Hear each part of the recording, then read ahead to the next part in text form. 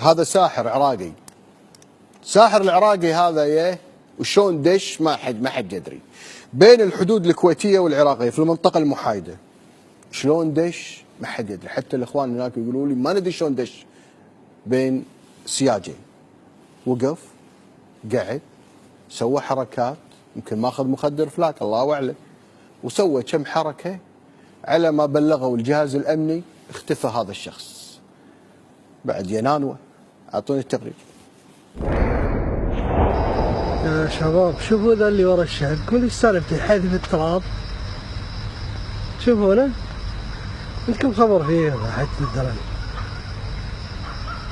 شوفونه حذف التراب، يحذف على راسه، مدري واضح ولا ما. تشوفونه،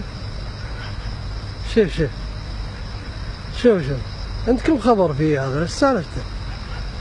ظاهر مجنون. هذه المنطقة شنو يعني؟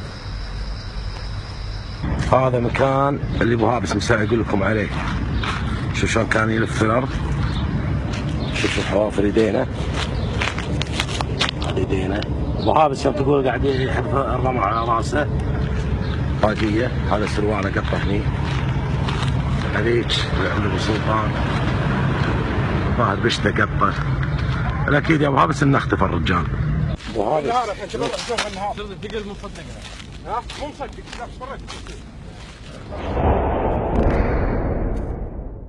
والمصيبه ان هالساحر اختفى من المكان.